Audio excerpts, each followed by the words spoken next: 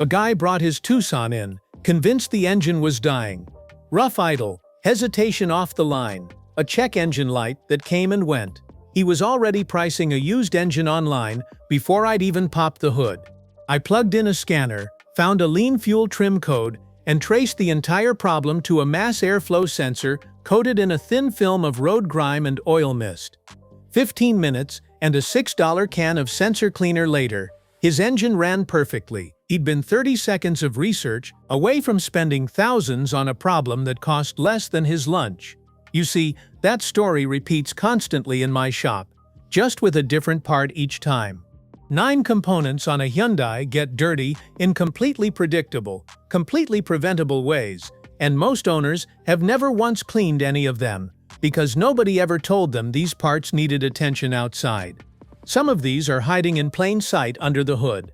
A couple of them are tucked away somewhere most people never think to look, and one of them is quietly responsible for a smell half of you have probably noticed and just learned to ignore.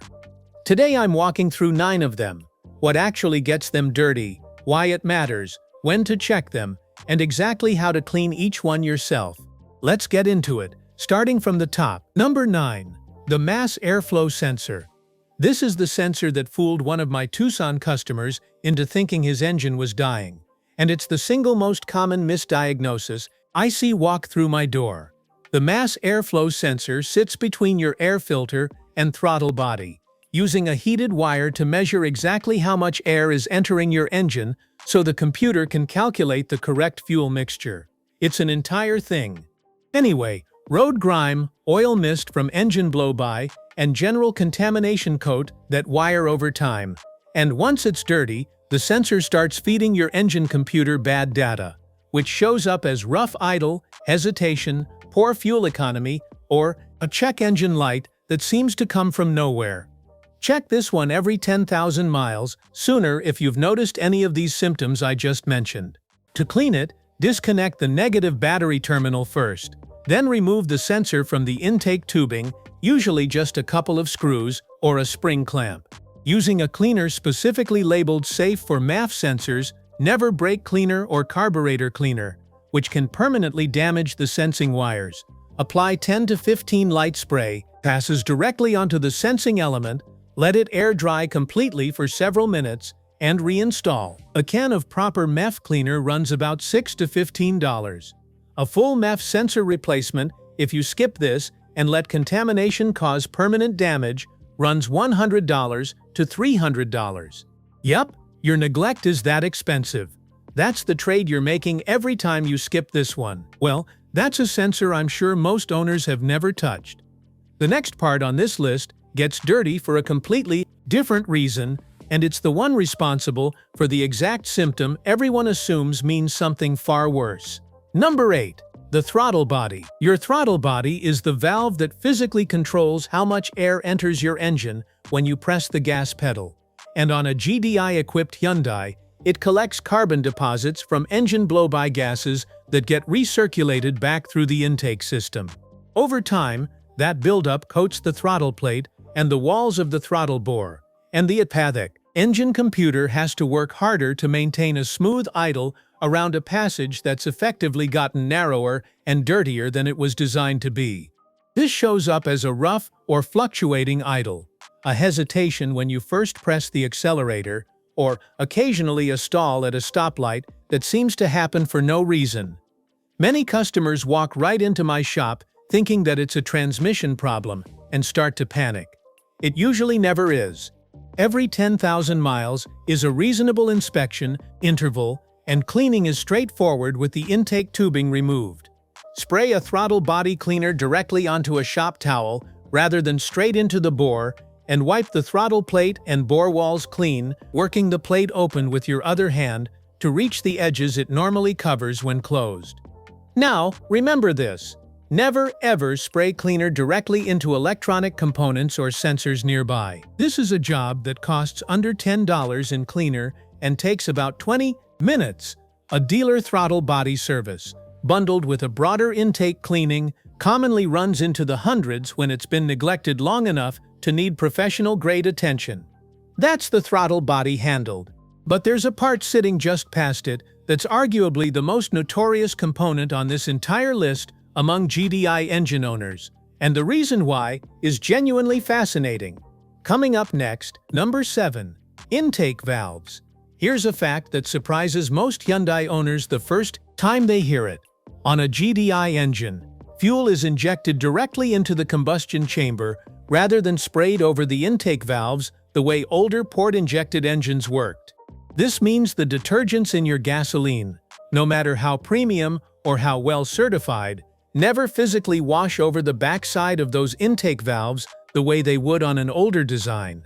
Combined with oil vapor recirculated from the crankcase through the PCV system, this creates a slow, steady carbon buildup directly on the valves themselves, completely independent of what fuel brand you're using.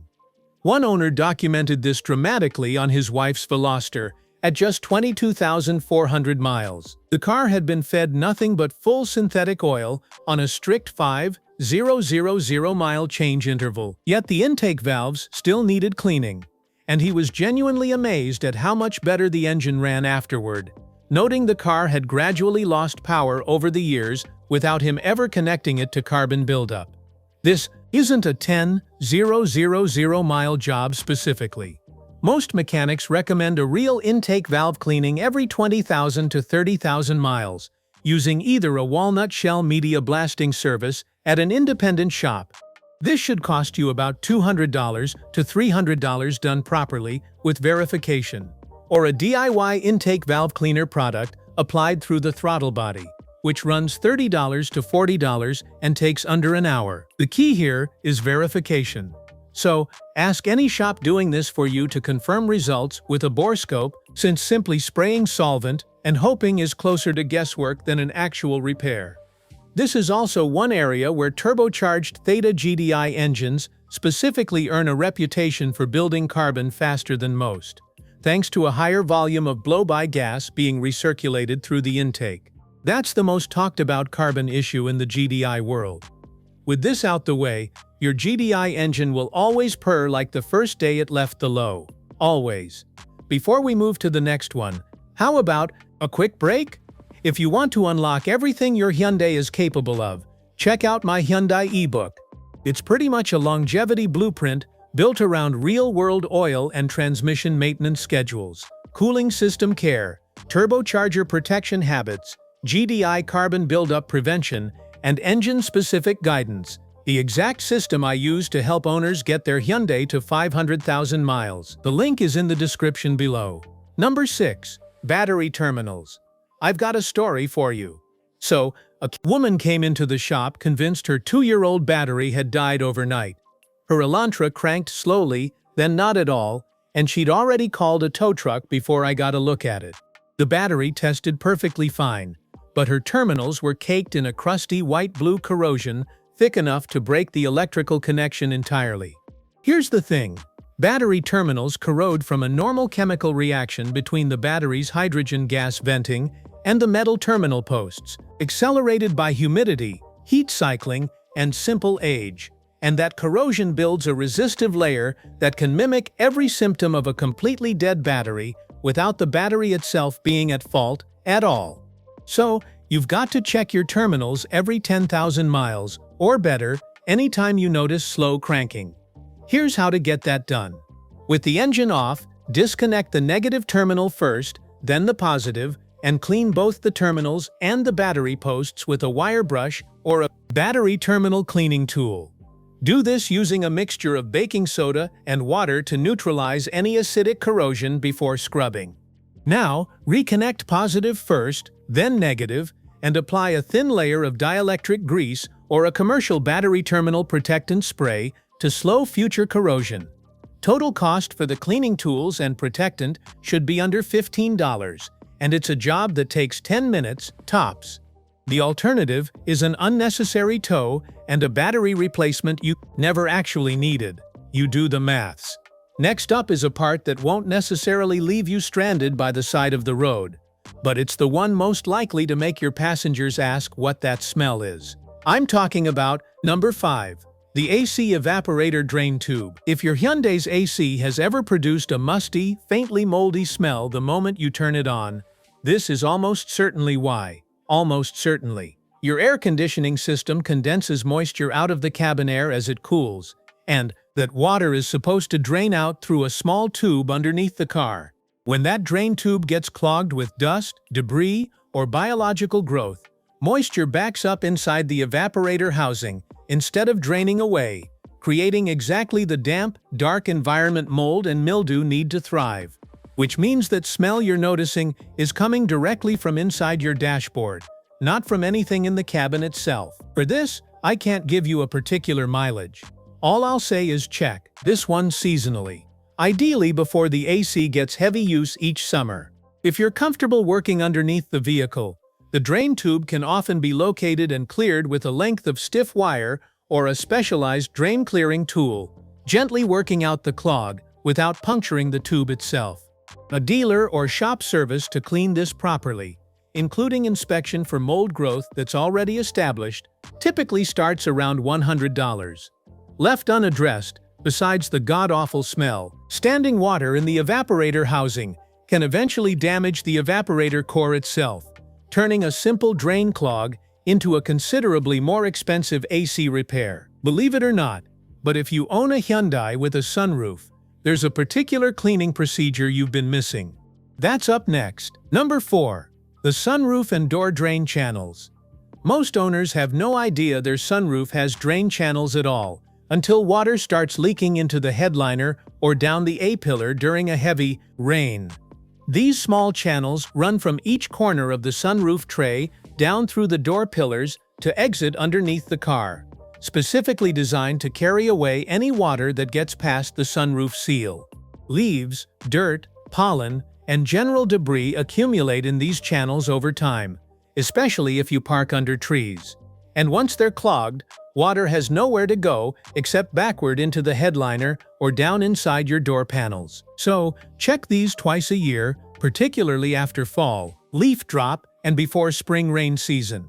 Most drain access points are visible at the corners of the sunroof opening with the sunroof cracked, and a length of weed trimmer line, or a soft wire, worked gently down each channel, clears typical debris without needing to remove any panels. This costs essentially nothing beyond a few minutes of your time. What's the alternative? Let's see. Oh, I got it. Water damage to a headliner or interior electronics from a channel that's been clogged for months without you noticing. This can run into hundreds or even thousands of dollars depending on what gets soaked in the process.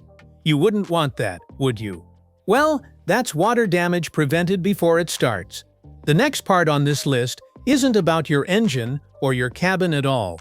It's about the sensors keeping other drivers from hitting you. Yeah, everything is getting a clean. Number 3. Exterior cameras and radar sensors.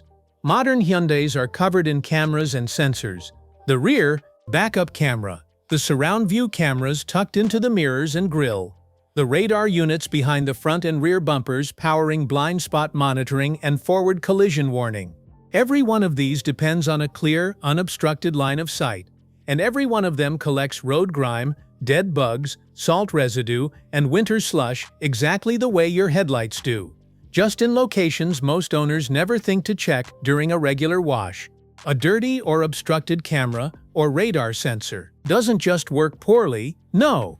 On many Hyundai models, it triggers a dashboard warning disabling the safety feature entirely until the obstruction clears, which means the exact moment you need blind spot monitoring most, in bad weather, with road spray coating your sensors, is often the exact moment the system shuts itself off. Check these every time you wash your Hyundai, which I'm guessing should be at least monthly, more often in winter road salt conditions. Clean gently with a microfiber, cloth and plain water, or a dedicated automotive glass cleaner. Never anything abrasive that could scratch the camera lens or sensor cover. This costs nothing beyond the wash you're already doing, and it's the difference between a safety system that's actually watching your blind spot and one that's already been disabled without you even knowing. Number 2. Fuel injectors. This is the one that generates the most confusion online. because the price range between doing it yourself and paying someone else is genuinely enormous, and most owners have no idea which end of that range actually applies to their situation. Let me explain. Fuel injectors accumulate deposits from lower quality gasoline and general age. And on a Hyundai GDI engine, that buildup happens inside the injector nozzle itself, gradually degrading spray pattern and fuel atomization, which shows up as rough idle, hesitation, or a slow decline in fuel economy that most owners chalk up to normal wear rather than something with an actual fix. One owner posted his dealer's exact quote for a fuel system cleaning service: $175 for what he jokingly called a 3-part wallet cleaning. Here's the honest breakdown behind a price like that. A quality fuel tank additive, Chevron Tacron Concentrate Plus, Redline SI1, or a comparable PEA-based cleaner poured directly into your tank at fill-up. This costs $10 to $20 and handles routine injector maintenance perfectly well when used every 3,000 to 5,000 miles on a GDI engine. A step up from that, an at-home pressurized cleaning kit that runs concentrated cleaner directly through the fuel rail, costs $40 to $90 and reaches deeper deposits a tank additive alone won't touch. Professional on-car or ultrasonic injector cleaning, where injectors are actually removed, flow-tested, and cleaned individually, runs $150 to $350 and up. Genuinely worth it if you're already experiencing real drivability symptoms, but not something you need to pay for as routine maintenance on a car running fine. The honest guidance here: use a quality tank additive every 3,000 to 5,000 miles as cheap preventive insurance and save the expensive professional service for when you actually have a documented problem rather than a dealer's routine upsell. One Hyundai TSB actually lists Hyundai's own branded fuel system cleaner as the recommended product at roughly $10 every 2,000 miles, a detail worth checking against your own owner's documentation, since the manufacturer's own recommendation is usually the cheapest end of this entire range, not the most expensive one. Well, that's definitely the widest price range on this entire list, and now you know which end of it actually applies to you. The last part on this list is one almost every owner overlooks even when they're doing everything else right. To close it all out, number 1. The cabin air filter housing. Most owners who are diligent about maintenance already know to swap their cabin air filter periodically. What almost nobody does is actually clean the housing the filter sits inside. And that housing accumulates leaves, dust, pollen, and occasionally small debris that fell in during a filter change, sitting there indefinitely. And yes, a fresh filter doesn't change that. Over time, that accumulated debris in the housing itself can restrict airflow, harbor odors, and in some cases become the actual source of a musty smell that a fresh filter alone won't fix. Every time you change your cabin filter, typically every 10,000 to 15,000 miles, take an extra 2 minutes before installing the new one to vacuum out the housing itself, checking corners and the intake opening for accumulated leaves or debris. This costs nothing beyond the 2 minutes it adds to a job you're already doing, and it's the difference between fresh cabin air actually reaching you and fresh cabin air passing through a housing that's been collecting debris since the last time anyone bothered to look inside it. So, there you have it, guys. 9 parts, and the pattern running through every single one of them is the same. Small, cheap, completely preventable maintenance standing between you and a repair bill that's often 10 to 50 times more expensive than the cleaning would have cost. None of this requires a dealer visit or specialized tools beyond a few dollars in cleaner and basic hand tools most people already own. It requires exactly what it's required this entire video: knowing these 9 things exist and actually checking them on a schedule instead of waiting for a dashboard light or a strange smell to force the conversation. Pick 2 of these tonight and go take a look. I'll see you in the next one.